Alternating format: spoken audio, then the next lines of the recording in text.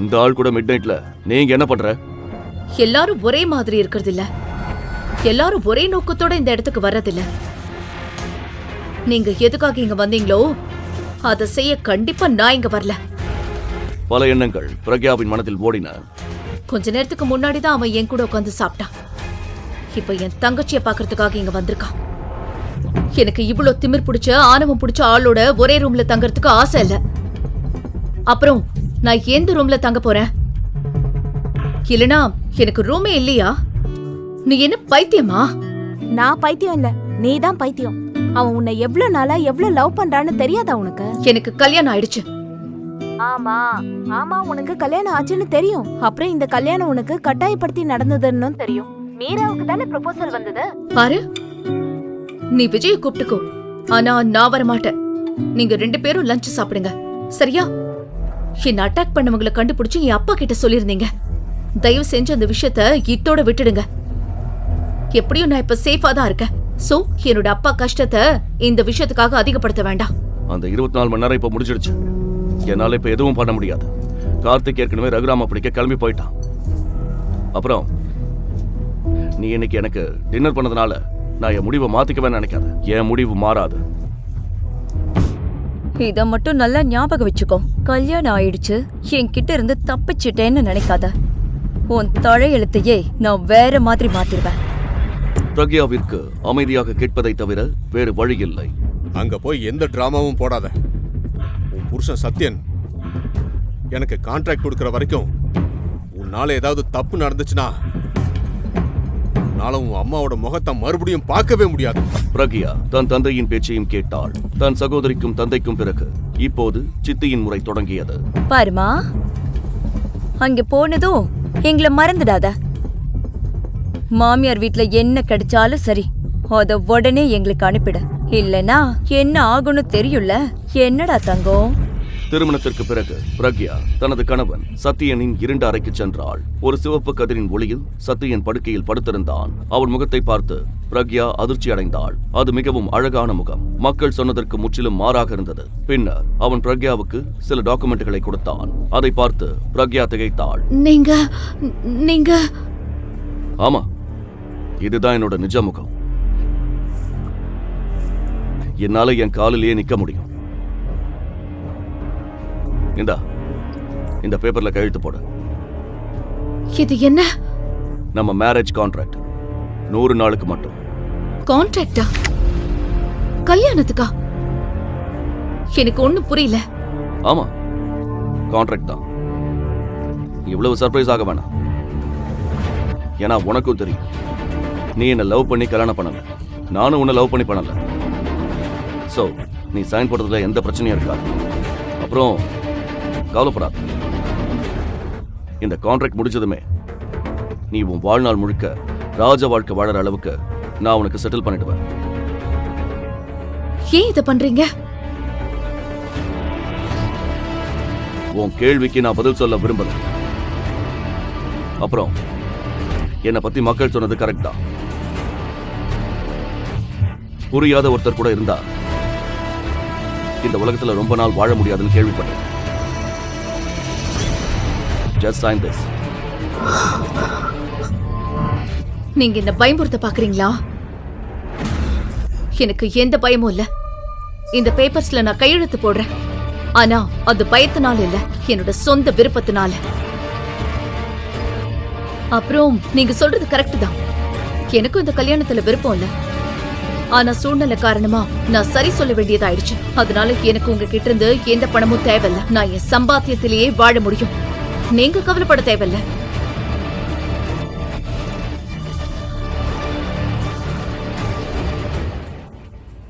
அடுத்த நாள் காலையில் சில சடங்குகளுக்காக பிரக்யாவை அவளது பிறந்த வீட்டிற்கு மாமியார் தேவகி அனுப்பி வைத்தார்.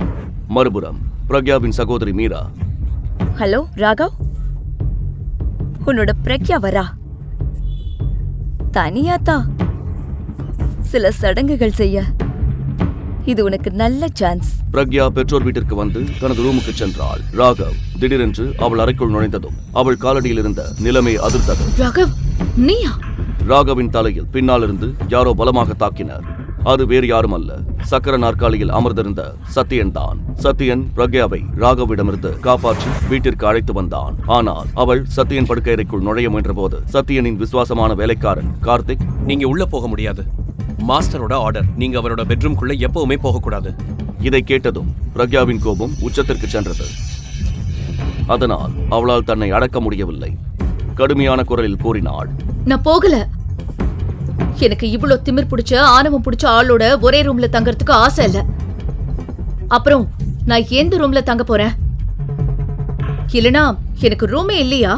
அதற்கு பிறகு கார்த்திக் பிரக்யாவை ஒரு பெரிய பெட்ரூமிற்கு அழைத்துச் சென்றான். அது அழகாக அலங்கரிக்கப்பட்டிருந்தது. பிரக்யாவின் பொருட்கள் அனைத்தும் அதே அறையில் வைக்கப்பட்டிருந்தன. கார்த்திக் அங்கிருந்து சென்றான். பிரக்யா சோர்வாக இருந்தாள். அதனால் குளிக்க முடிவு செய்தாள். பிரக்யா டின்னர் சாப்பிட வந்தபோது சத்யன் கிட்டத்தட்ட சாப்பிட்டு முடித்திருந்தான். சற்று நேரத்திற்கு பிறகு அவன் டின்னர் டேபிளில் இருந்து எழுந்தான். அப்போது பிரக்யாவின் செல்போன் ஒலித்தது. ஹலோ, நாளைக்கு லஞ்ச் ஏன் செலவுல? என்ன ஸ்பெஷல்? ஐயோ, என் ஊர்ல இருந்த நிலம் வித்துருச்சு, நிறைய பணம் கிடைச்சது. நீ என் நல்ல ஃப்ரெண்ட்ல, அதான் உன் கூட லஞ்ச் சாப்பிடணும்னு தோணுச்சு. ஓகே, நான் வரேன். அப்புறம் விஜயையும் கூப்பிடு. நீ என்ன பைத்தியமா? நான் பைத்தியம் இல்ல, நீ தான் பைத்தியம். அவன் உன்னை எவ்வளவு நாளா எவ்வளவு லவ் பண்றான்னு தெரியாதா உனக்கு? எனக்கு கல்யாணம் ஆயிடுச்சு. ஆமா ஆமா, உனக்கு கல்யாணம் ஆச்சுன்னு தெரியும். அப்புறம் இந்த கல்யாணம் உனக்கு கட்டாயப்படுத்தி நடந்ததுன்னு தெரியும். மீராவுக்கு தானே ப்ரொபோசல் வந்தது. பாரு, நீ விஜயை கூப்பிட்டுக்கோ, ஆனா நான் வர மாட்டேன். நீங்க 2 பேரும் லஞ்ச் சாப்பிடுங்க, சரியா? ஐயோ, கோச்சிட்டியா? சரி, ஓகே. விஜய் வேணாம், நீயும் நானும் மட்டும் நாளைக்கு 1 மணிக்கு ரெயின் ட்ரீ ஹோட்டல்ல சந்திப்போம். ஓகே, சரி.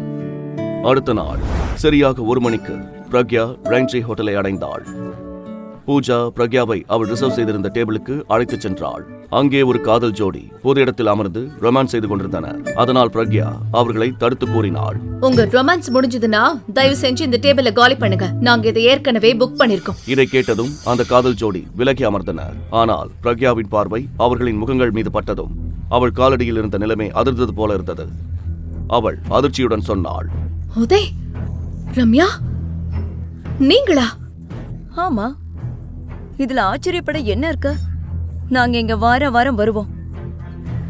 பை தி வே, நீ இங்க என்ன பண்ற? இந்த இடத்துக்கு வர்ற அளவுக்கு உனக்கு ஸ்டேட்டஸ் இல்லையே. ரேஷ்மா பிரக்யாவின் உறவுக்கார பெண். அதே சமயம் உதய் பிரக்யாவின் எக்ஸ் லவர். அவர்கள் இருவருக்கும் நிச்சயதார்த்தம் கூட நடக்கவிருந்தது. ஆனால் நிச்சயதார்த்தத்திற்கு 1 நாள் முன்பு உதய் ரம்யாவுடன் ரொமான்ஸ் செய்வதை பார்த்தாள்.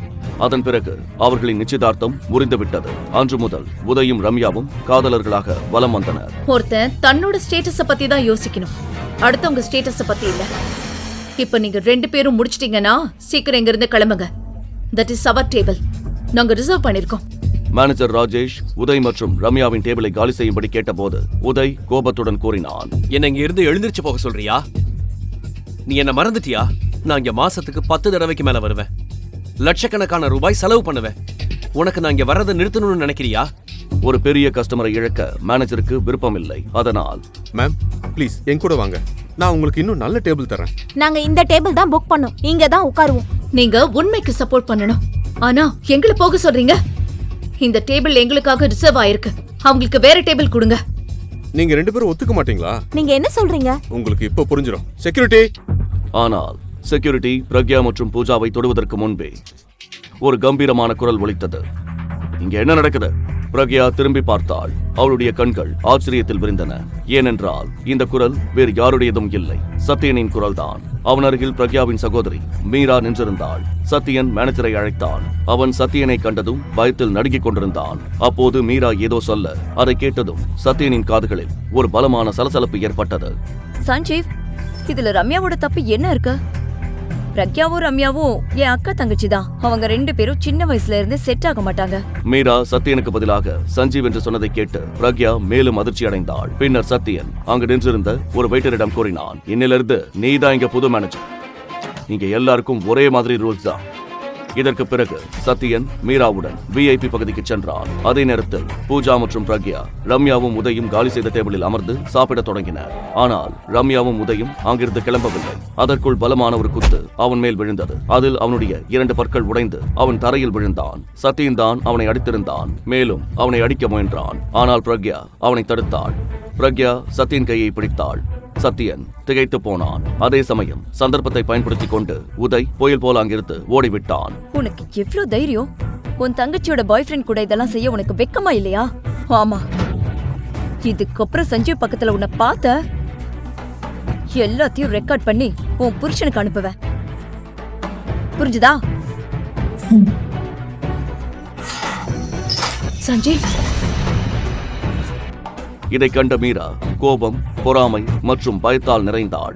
ஏனென்றால் சத்யன் பிரக்யாவின் இந்த நடவடிக்கைக்கு ஆட்சேபிக்கவில்லை. மீரா தனக்குத்தானே கூறினாள், சஞ்சீவ் இந்த பிரக்யா விரிச்ச வலையில விழுந்துட்டாரா? இல்ல, இத நான் நடக்க விடவே மாட்டேன். நான் என்ன நடந்தாலும் சரி, இத மட்டும் நான் நடக்க விடவே மாட்டேன். அப்படி மட்டும் நடந்துச்சுன்னா ஒரு வசதியான ஆளையே நான் இழக்க வேண்டியிருக்கும். அது மட்டும் இல்லாம அன்னைக்கு நைட் அந்த ரூம்ல இருந்தது நான் இல்ல, பிரக்யா தானே. அவளே சஞ்சீவ் கிட்ட போட்டு கொடுத்துடுவா. சஞ்சீவுக்கு மட்டும் இது தெரிஞ்சிச்சுன்னா அவர் எனக்கு சாவை விட மோசமான தண்டனையை கொடுப்பான். ஏன்னா நானே தானே அவர்கிட்ட சொன்னேன், அன்னைக்கு இம்பீரியல் ஹோட்டல்ல நான் தான் இருந்தேன்னு. சஞ்சீவுக்கு இது தெரியக்கூடாது என்று மீரா நினைத்தாள். அடுத்த நாள் சத்யனும் பிரக்யாவும் கிளம்பிய பிறகு அவள் அந்த அறைக்கு வந்தாள் என்றும் அங்கேதான் ராஜ்வீரின் மோதிரத்தை கண்டெடுத்தாள் என்றும் சொல்லலாம். அவ்வளவு விலையுயர்ந்த மோதிரத்தை அவள் இதற்கு முன் பார்த்ததே இல்லை. அடுத்த நாளே அதை விற்க மார்க்கெட்டிற்கு சென்றாள். இந்த மோதிரம் உங்களுக்கு எப்படி கிடைச்சது? இது ரொம்ப எனக்கு தெரியும். இது என் பிரின்ஸ் எதுக்கு கொடுத்தது. அதாவது என் லவ்வர் வேணும்னா இத வித்துக்கொன்னு என்கிட்ட சொன்னா இதுக்கு நிறைய பணம் கிடைக்கும், அது உன் வாழ்க்கையை மாத்திடும்னு சொன்னா. இப்ப சொல்லுங்க, இந்த மோதிரத்துக்கு எவ்வளவு பணம் கொடுப்பீங்க? இதை மீரா மிகவும் சாதாரணமாக சொன்னாள். ஒருவேளை நகைக்கடைக்காரர் அவள் மோதிரத்தை திருடவில்லை என்று நம்புவார் என்று நினைத்தாள். ஆனால் நகைக்கடைக்காரர் அவள் உண்மை பேசுகிறாள் என்று ஒரு கணமும் நம்ப தயாராக இல்லை. அவள் இப்போது நகைக்கடைக்காரர் அவளை ஒரு திருடி என்று நினைத்து போலீஸை அழைத்து விடுவார் என்று பயப்படத் தொடங்கினாள். அதனால் அவள் ஒரு அசைவில் நகைக்கடைக்காரரிடமிருந்து மோதிரத்தை திருப்பி பிடுங்கிக் கொண்டு சொன்னாள், சரி விடுங்க, உங்க கடையில இந்த மோதிரத்தை வாங்க போதுமான பணம் இருக்குன்னு எனக்கு தோணல. நான் வேற கடையில கேக்குறேன். தேங்க்ஸ். இதற்கு பிறகு மீரா அங்கிருந்து கிளம்பினாள். ஆனால் அவளுடைய காலடிகள் இப்போது மிக வேகமாக நகர்ந்தன. அவள் விரைவில் தன் வீட்டை அடைய விரும்பினாள். ஏனென்றால் நகை கடைக்காரர் நிச்சயம் போலீஸை அழைத்திருப்பார் என்று அவளுக்கு தோன்றியது. ஆனால் அவள் ஆட்டோ அல்லது டாக்ஸியை எடுப்பதற்கு முன்பே ஒரு பெரிய லக்ஸுரி கார் அவளுடைய வழியை தடுத்தது. அதிலிருந்து அடுத்த கணமே ஒரு விலையுயர்ந்த சூட்டணிந்த பெண் இறங்கினாள். ஹலோ மிஸ், என் பேரு ஆஷா. நீங்க இப்ப விக்க ட்ரை பண்ணீங்கல்ல, அந்த மோதிரம் அது எங்க கிடைச்சதுன்னு சொல்ல முடியுமா? இதை கேட்டதும் மீராவின் இதயம் வேகமாக துடிக்கத் தொடங்கியது. அவள் இப்போது புரிந்து கொண்டாள், இந்த மோதிரம் அவளை ஒரு பெரிய பிரச்சனையில் சிக்க வைத்தது என்று. அதனால் அவள் மோதிரத்தை எடுத்து ஆஷாவை நோக்கி நீட்டி கெஞ்ச ஆரம்பித்தாள். பாருங்க, நான் உண்மைதான் சொல்றேன். நான் மோதிரத்தை திருடல. அன்னைக்கு ஹோட்டல் இம்பீரியல் ரூம்ல தான் எனக்கு மோதிரம் கிடைச்சது. நீங்க மோதிரத்தை வச்சுக்கோங்க, ஆனா தயவு செஞ்சு என் உயிரை காப்பாத்துங்க. மீரா உண்மையில் அந்த மோதிரத்தை திருடவில்லையா? அந்த இரவு ஹோட்டல் இம்பீரியலில் என்ன நடந்தது? பிரக்யா எப்படி ஹோட்டல் அறைக்குள் வந்தாள்? அந்த மோதிரத்தின் ரகசியம் என்ன? வா, உட்காரு. பிரக்யாவுக்கு தன் தாயை சந்திக்கும் வரை ரகுராமை சகித்துக் கொள்ள வேண்டும் என்று தெரிந்தது. அதனால் அவள் எந்த விவாதமும் இல்லாமல் உள்ளே அமர்ந்தாள். ரகுராம் சாம்பல் நிறைந்த கலசத்தை பிரக்யாவுக்கு காட்டினான். அதை பார்த்ததும் பிரக்யா அதிர்ச்சி அடைந்தாள். நீ என் பேச்ச கேட்கலனா இந்த சாம்பலும் அம்மாவோட சாம்பலாவும் இருக்கலாம். பிரக்யாவை பயமுறுத்தி தன் வேலையை செய்ய வைக்க இவ்வளவு சொன்னது போதும் என்று ரகுராம் அறிந்திருந்தான். உங்க வார்த்தை கேட்டு நான் தான் கல்யாணம் பண்ண. இப்ப என்ன வேணும் உங்களுக்கு? உன் புருஷன்கிட்ட போய் சொல்ல. உன்னை அட்டாக் பண்ண ரவுடிகளை கண்டுபிடிக்க அவன் கொடுத்த 24 மணி நேரத்துல என்னால அவங்கள கண்டுபிடிக்க முடியல. இப்ப 24 மணி நேரம் ஆயிடுச்சு. அவன் என்ன ஏதாவது பண்ணிடுவானோன்னு பயமா இருக்கு. போய் அவங்கிட்ட இந்த விஷயத்தை இதோட நிறுத்த சொல்லு. அப்புறம் உனக்கு ஒன்றும் ஆகலைல்ல, நீ நல்லா தானே இருக்க?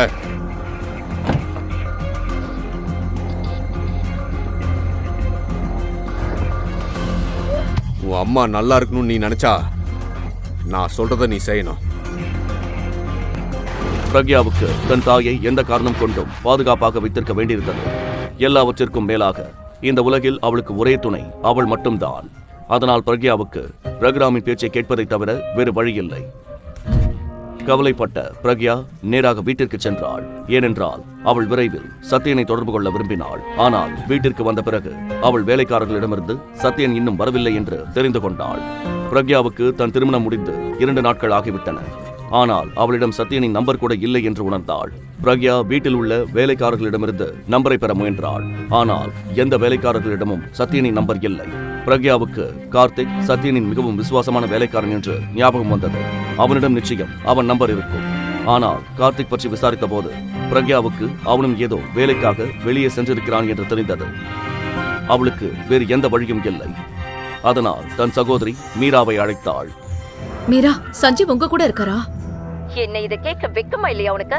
இவ்வளவு விஷயம் பண்ணிட்டு மறுபடியும் சஞ்சீவ கூப்பிடுறியா? வெக்கம் கெட்டவளே. இப்படி பேசுவதை கேட்டு சஞ்சீவ் மீராவின் கையிலிருந்து மொபைலை வாங்கிக் கொண்டான். மீரா, எனக்கு தெரிஞ்சுக்கணும். பிரக்யா தொலைபேசியில் சஞ்சீவின், அதாவது தன் கணவன் சத்யனின் குரலை கேட்டதும் அவள் 2 வினாடிகள் ஸ்தம்பித்து போனாள். என்ன வேணும் உனக்கு? பிரக்யா சத்யனின் குரலை தொலைபேசியில் முதல் முறையாக கேட்டாள். இந்த குரல் அவளுக்கு மிகவும் கவர்ச்சியாக இருந்தது. சஞ்சீவ், எனக்கு ரொம்ப முக்கியமான விஷயம் பேசணும். நான் இப்ப பிஸியா இருக்கேன். சாயங்காலம் வீட்டுக்கு வந்ததும் பேசுறேன். சத்யனின் வார்த்தைகளை கேட்டதும் பிரக்யா எந்த விவாதமும் இல்லாமல் போனை வைத்தாள். அவள் சத்யனை எப்படி சம்மதிக்க வைப்பது என்று யோசிக்க ஆரம்பித்தாள். நீண்ட நேரம் யோசித்த பிறகு அவளுக்கு ஒரு யோசனை வந்தது. ஏன் சத்யனுக்கு பிடித்தமான உணவை சமைக்க கூடாது? ஒருவேளை இதனால் அவன் மகிழ்ந்து தன் கோரிக்கைக்கு சம்மதிப்பான். சத்யன் வருவதற்கு முன்பே பிரக்யா உணவை சமைத்து டைனிங் டேபிளில் அழகாக அடுக்கி வைத்தாள்.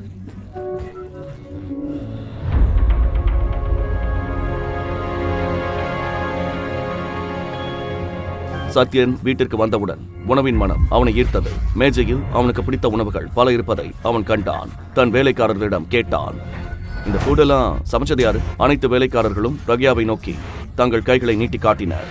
சத்யன்